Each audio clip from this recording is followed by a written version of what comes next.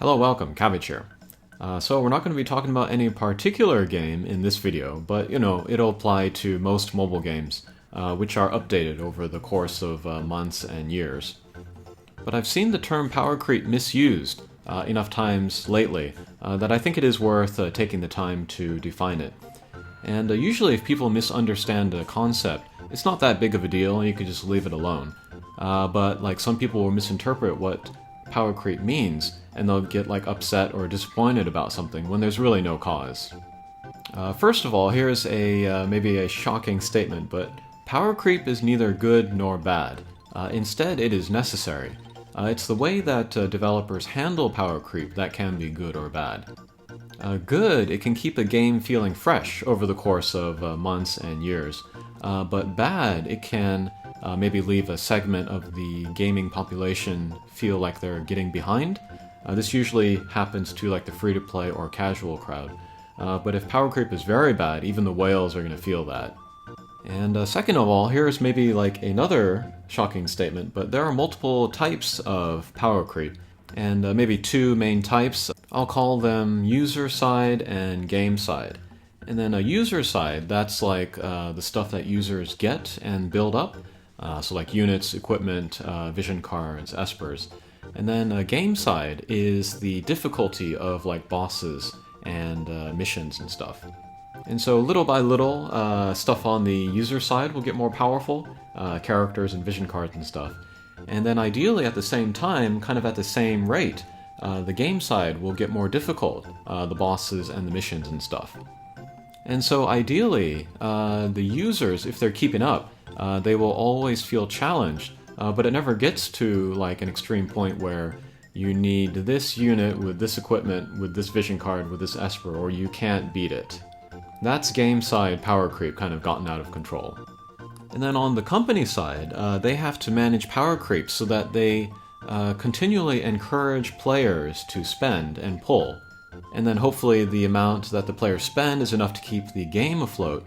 But also it's not too much spending so that the players feel exploited or cheated. How would you like to be the person that has to manage all of that balance of all those different things? That's not a job that I want.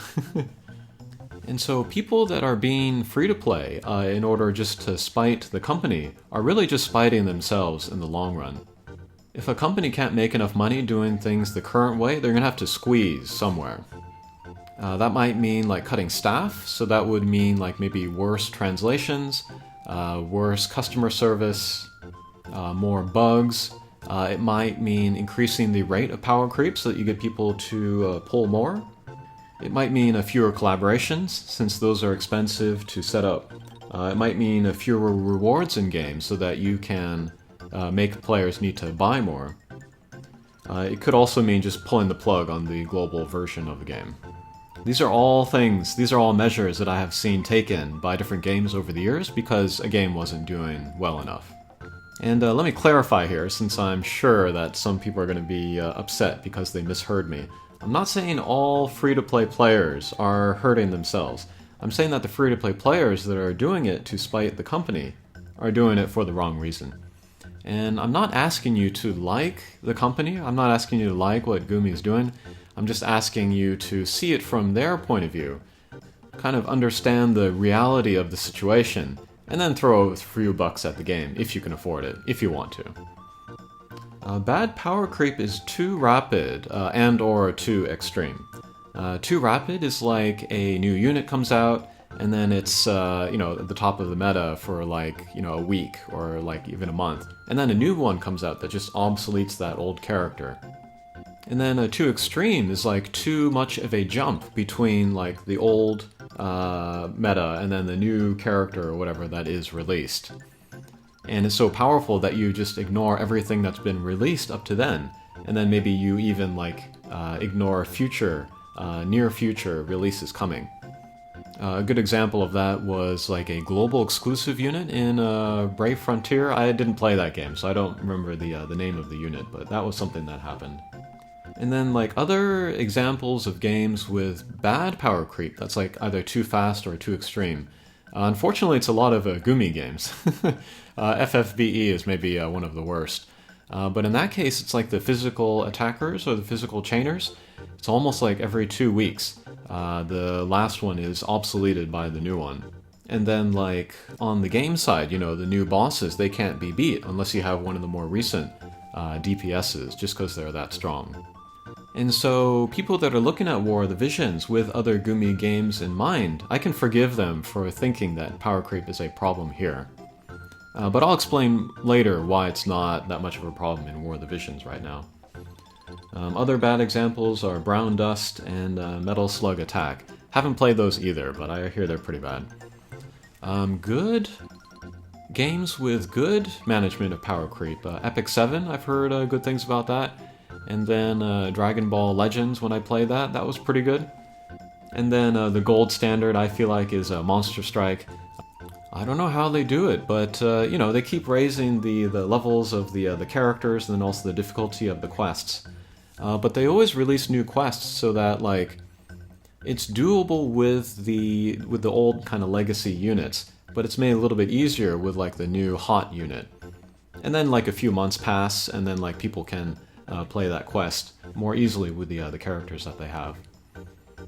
But then like even like really old quests from like 5 years ago, they're still fun even to play with the new characters. I don't know how they do it, but yeah, Monster Strike, that's the gold standard. So those are kind of the two kind of the main ways that a game power creeps on the user side and then the game side. There's kind of a third type of power creep, and I'll call it community power creep. And then that's like what the user base feels like is the necessary power level. And right now in War of the Visions, kind of the most extreme case of community power creep is +5 equipment. You would think that listening to everybody that +5 equipment is necessary, but it's not at all. And then I knew right away when JP was released, I looked at the equipment crafting system, and I knew immediately, this is ridiculous. The majority of players are not going to be able to make +5s.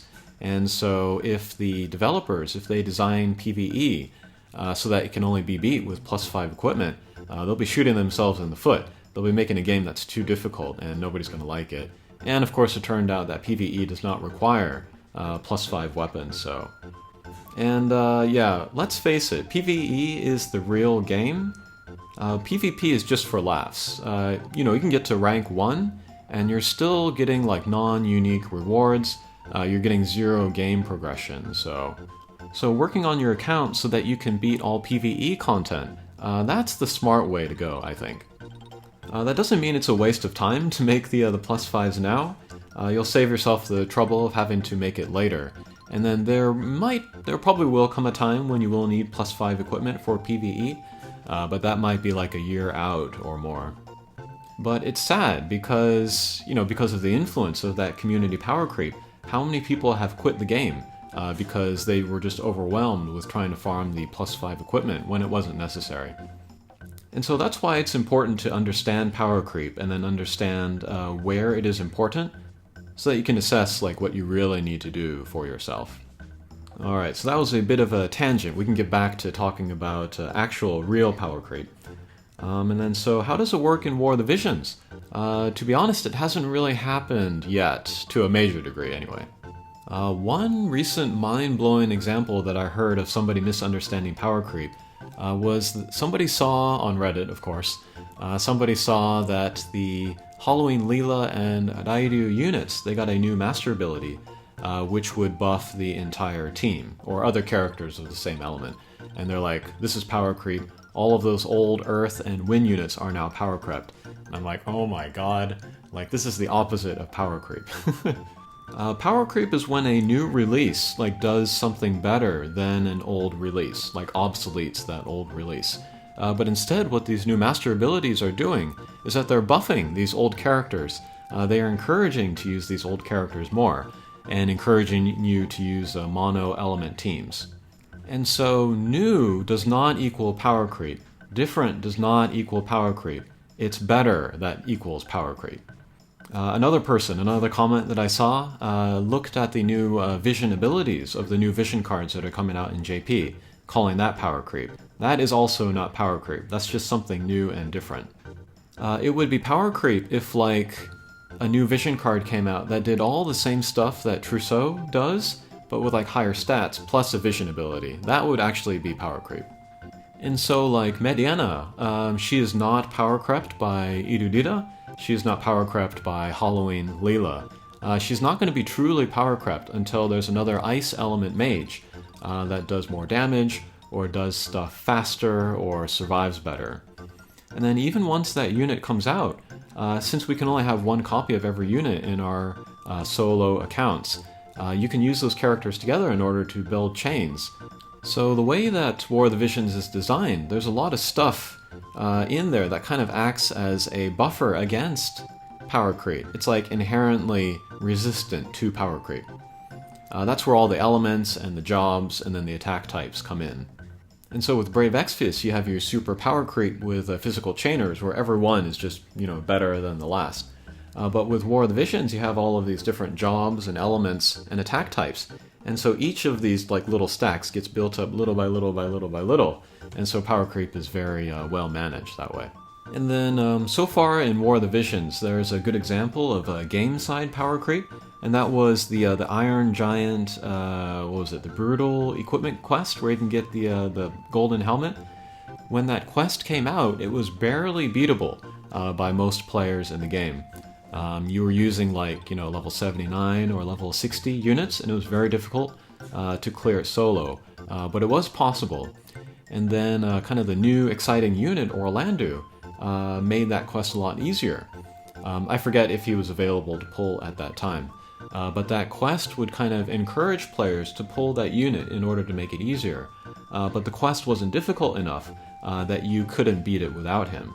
And so that wouldn't discourage players that didn't get him. And then you fast forward a couple months when everybody has more level 99 teams, and then that quest becomes so easy that you can farm it solo on auto battle. And that's how power creep should work. It keeps you challenged, but if you wait a little bit, it'll become easier for you. And then in JP, just the other day, there was that Crace high difficulty quest, which was very, very difficult, but doable for most players. But you think about the difficulty of that quest half a year ago, it would have been impossible. Unless you're very, very skilled, which I am not. Thinking about units in War of the Visions, maybe the two closest examples of power creep would be Engelbert versus Warrior of Light, and then Ayaka versus Halloween Leela. It's easy to make the comparison between Engelbert and Warrior of Light because they're both light element tanks. And then Warrior of Light is better at hate generation and then magic tanking. But if you ignore those two, Engelbert is still very, very attractive. And then Engelbert's better at pierce resistance, so Engelbert is not truly power crept by Warrior of Light. There's still a place for both units. Ayaka and Halloween Leela, that's kind of a different story. Ayaka still has some unique stuff, she has time mage stuff, she has a 100% hit attack, and then she has some non-elemental attack spells. But Leela, she's faster, she's easier to use. In that Crace quest that I just described, I was able to use Ayaka in there and then get the all missions clear, so Ayaka has not been power crept by the game side yet. But for PvP, if you have an Ayaka in your team, could your team be improved and maybe get more wins if you replace Ayaka with Halloween Leela? I think yes. That's a closer example of actual power creep there. But for the most part, power creep is handled very well in War of the Visions, both in user side and game side. And then as we've seen in my recent JP Arena videos, we're still seeing a lot of launch units in there be very viable. And then on the difficulty of game side, I've seen videos by Gilgamesh on YouTube where they're clearing the top floors of the tower with non-UR units. That's amazing to me, but it is possible, so yeah, power creep not yet an issue in War of the Visions. Okay, so hopefully that clears some things up. Hopefully that makes you more assured about the direction that the game is going. And thanks for watching. We'll see you again. Take care.